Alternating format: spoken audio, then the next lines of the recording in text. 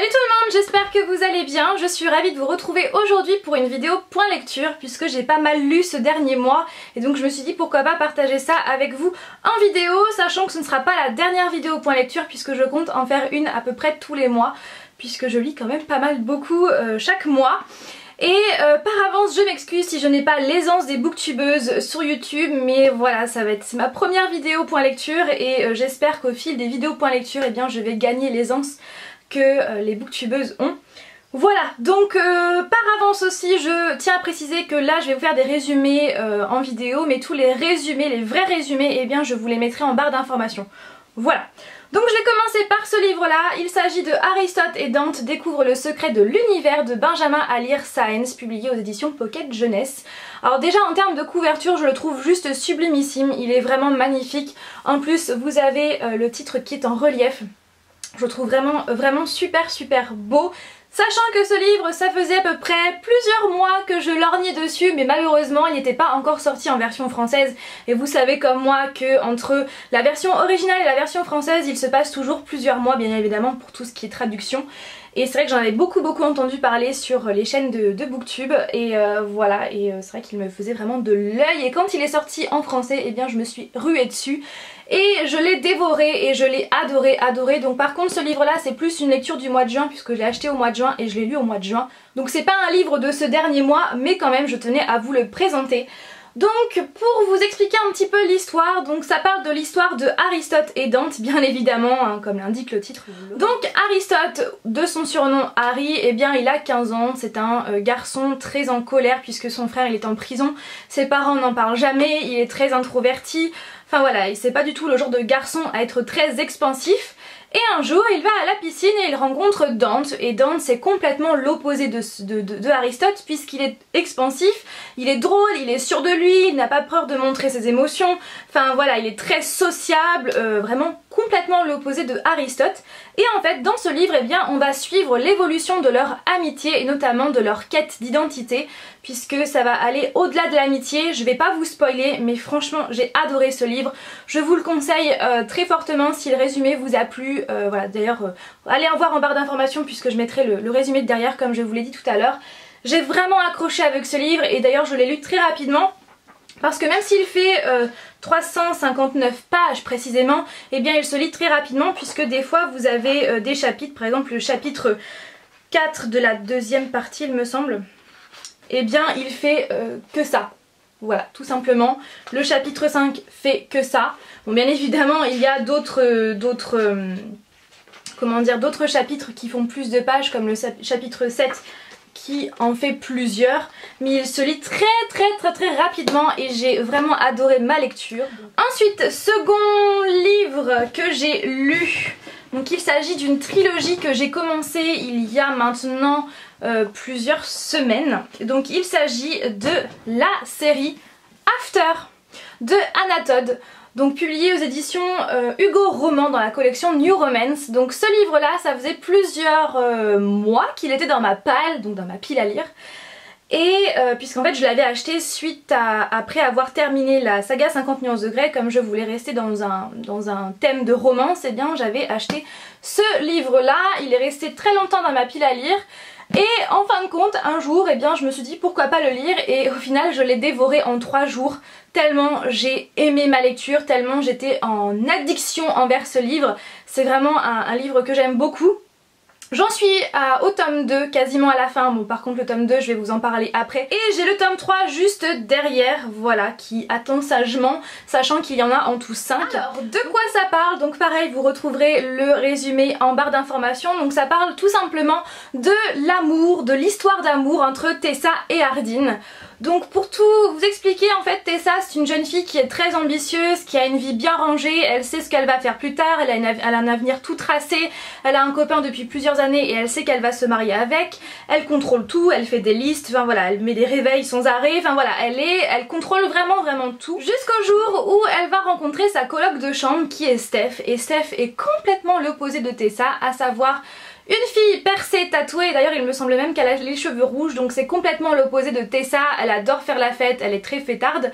Et justement ce jour-là, quand elle va rentrer dans sa nouvelle chambre et qu'elle va rencontrer Steph, eh bien elle va rencontrer un des potes de Steph, à savoir Hardin. Et Hardin, pareil, c'est un beau gosse canon qui est tatoué, percé, qui a un purée d'accent anglais. Enfin voilà, c'est vraiment un mec super attirant, et pourtant c'est complètement l'opposé de son copain actuel, donc voilà, et elle est vraiment attirée par lui. D'ailleurs tous les potes de Steph, elle les trouve super canon, mais Hardin sort quand même vraiment du lot, il est vraiment hyper sexy, enfin voilà, elle a vraiment un crush pour lui. Mais au départ, ils ne s'aiment pas vraiment, on va dire qu'ils se détestent plutôt tous les deux. D'ailleurs, ils n'arrêtent pas de se chercher sans arrêt, de se lancer des piques. Et justement, on va suivre l'évolution de leur histoire d'amour qui va être mélangée par des jeux de chat à la souris, puisqu'ils vont se chercher, ils vont se séduire, mais en même temps ils vont se détester tout en flirtant. Enfin, ça va être un petit peu une évolution d'amour très bizarre. Mais en tout cas, j'ai vraiment adoré ma lecture. D'ailleurs, c'est pourquoi je l'ai lu en 3 jours, parce que j'ai vraiment été... j'étais vraiment addict à ma lecture, parce qu'il fallait toujours que j'en sache plus. Dès qu'il y avait un truc, il fallait toujours que j'en sache plus. Et c'est vrai que les sentiments de Hardin sont pas très clairs, d'ailleurs on ne sait pas vraiment ce qu'il pense, puisque ce livre c'est sous le point de vue de Tessa, donc bien évidemment on sait ce qu'elle ressent, mais Hardin on ne sait pas du tout. On ne sait pas s'il se moque d'elle ou si... Enfin voilà, on ne sait pas. Mais la fin m'a laissé vraiment sur les fesses, parce que j'ai été vraiment surprise. Je savais qu'il y allait avoir quelque chose d'assez surprenant, mais à ce point là franchement je ne l'aurais pas imaginé. En fait j'avais vu les critiques sur internet comme quoi la fin était assez waouh quoi. Donc voilà, mais je ne savais pas de quoi il en retournait, mais honnêtement la fin m'a laissé sur les fesses. C'est pourquoi j'ai acheté le tome 2 par la suite, et comme vous pouvez le voir je ne l'ai pas terminé. Voilà, il me reste à peu près une centaine de pages, sachant que celui-ci fait 700 pages, donc soit quasiment une centaine de pages de plus. Comme vous pouvez le voir, c'est pas du tout la même taille, et voilà, celui-ci c'est vraiment un gros pavé. Donc même si je ne l'ai pas terminé, je peux d'ores et déjà vous dire ce que j'en pense. Clairement, eh bien je préfère largement le tome 1 au tome 2. Le tome 2 c'est ce jeu de chat à la souris constamment, c'est toujours je t'aime moi non plus, et c'est super chiant, vraiment, clairement je vous dis vraiment ce que j'en pense. Voilà, dans le 1 j'ai vraiment adoré, j'ai vraiment aimé ce jeu entre les deux personnages, mais là franchement je trouve que dans le tome 2, 700 pages comme ça, je trouve que c'est saoulant, clairement.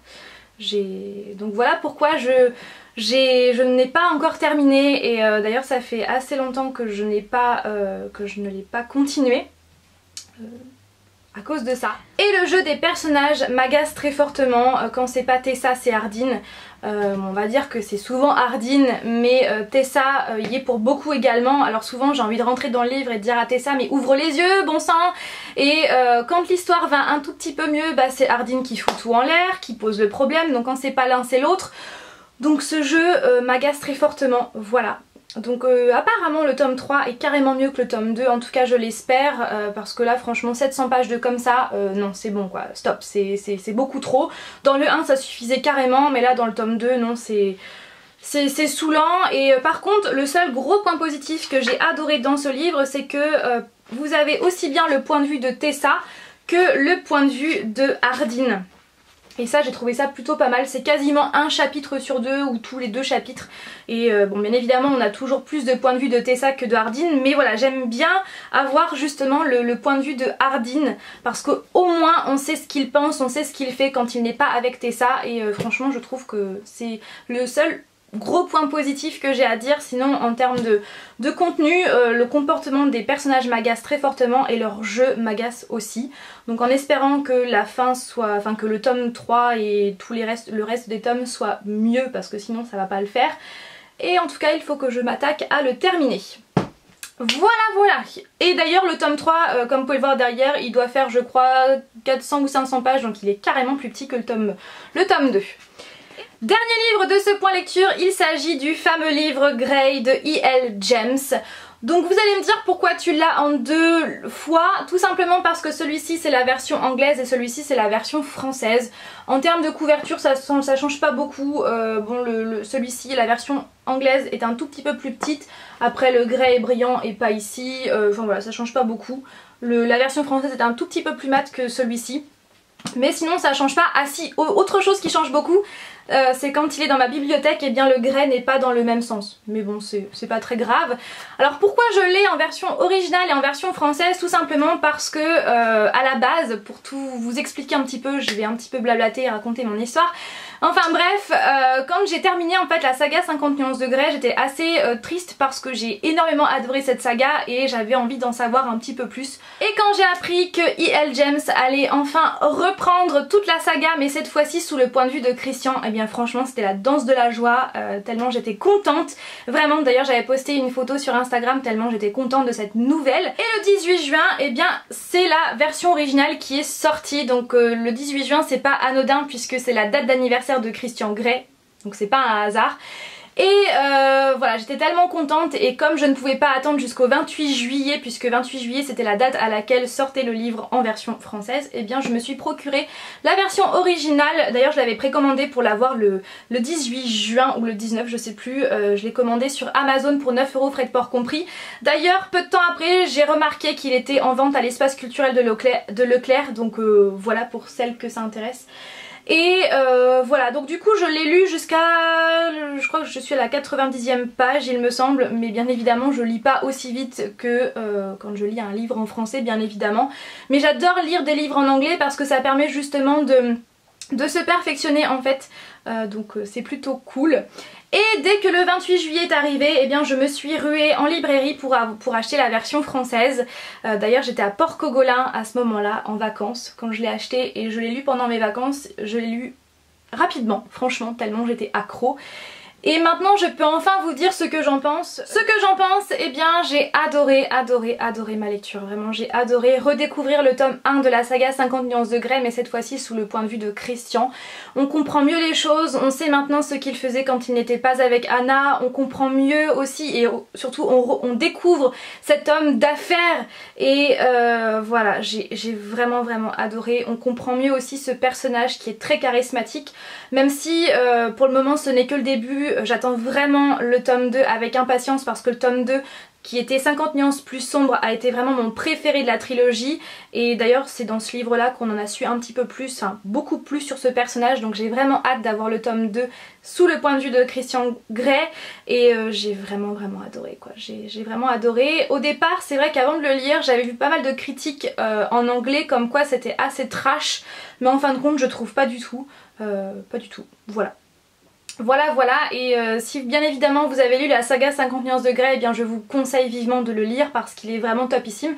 Pareil, je vous mettrai en barre d'informations le résumé qu'il y a au dos. Voilà concernant mon point lecture, j'espère que ça vous aura plu. Je suis désolée si je suis en train de briller, mais en tout cas il fait extrêmement chaud. En plus de ça j'ai mis les éclairages, donc il fait très chaud dans la pièce, voilà. Voilà, derrière je suis en plein montage de ma dernière vidéo. Alors je sais pas si je vais la poster, si je l'aurais déjà postée ou si je vais la poster après. En tout cas c'est une vidéo playlist du moment, j'ai hâte de vous partager cette vidéo. Et voilà, sur ce j'espère que ma vidéo vous aura plu. N'hésitez pas vous aussi à partager en commentaire vos lectures du moment. Et voilà, je vous fais tout plein de bisous et je vous dis à très vite dans une prochaine vidéo. Bye!